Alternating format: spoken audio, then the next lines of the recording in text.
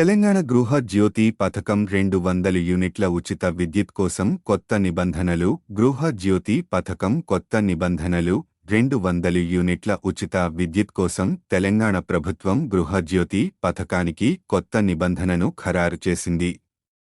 గృహ జ్యోతి పథకం ప్రకారం 2023 తెలంగాణ అసెంబ్లీ ఎన్నికల మేనిఫెస్టోలో పేర్కొన్న విధంగా అన్ని తెలంగాణ గృహాలకు 200 యూనిట్ల ఉచిత విద్యుత్ అందుతుంది.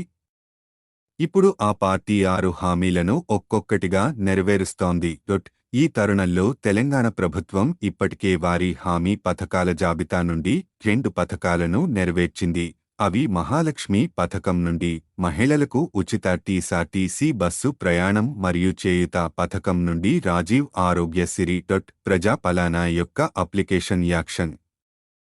తెలంగాణలో కొత్త పార్టీ అధికారంలోకి వచ్చిన తర్వాత వారి మేనిఫెస్టో ప్రకారం వారు 6 హామీ పథకాలను మంజూరు చేశారు మరియు డిసెంబర్ 28, 2023 నుండి వారు ఒకే దరఖాస్తులో అన్ని పథకాలకు దరఖాస్తులు తీసుకోవడం ప్రారంభించారు.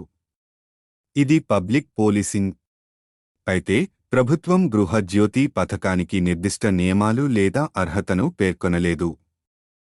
కానీ ప్రజాపాలన అప్లికేషన్లో ప్రభుత్వం గృహ విద్యుత్ మీటర్ కనెక్షన్ నంబర్ను తీసుకుంది మరియు వారు మీ నెలవారీ గృహ విద్యుత్ వినియోగం యొక్క డేటాను నమోదు చేశారు.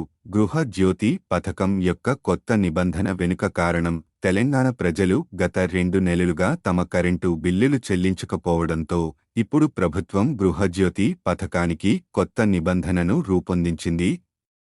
గృహ జ్యోతి పథకం నియమాల జాబితా. ప్రజాపాలన దరఖాస్తు సంఖ్య. దరఖాస్తుదారులు అడ్మినిస్ట్రేషన్ అప్లికేషన్ను సరిగ్గా పూరించాలి. కరెంటు బిల్లు బకాయిలు ఉండకూడదు. గతంలో పెండింగ్లో ఉన్న అన్ని విద్యుత్ బిల్లులను క్లియర్ చేసిన వారికి మాత్రమే ప్రయోజనం ఉంటుంది. విద్యుత్ బిల్లుల బకాయిలన్నీ ఈ నెలలోనే క్లియర్ చేయాలి. గృహజ్యోతి పథకం కింద 200 యూనిట్ల ఉచిత విద్యుత్ను పొందేందుకు ఇవి తప్పనిసరి నిబంధనలు. పై షరతులను నెరవేర్చడంలో విఫలమైన వారు మీ ప్రజాపాలన దరఖాస్తు తర్వాత కూడా అర్హులు కారు మరియు పథకం నుండి పూర్తిగా అనర్హులు. మరింత సమాచారం కోసం like, share, comment, subscribe click చేయండి.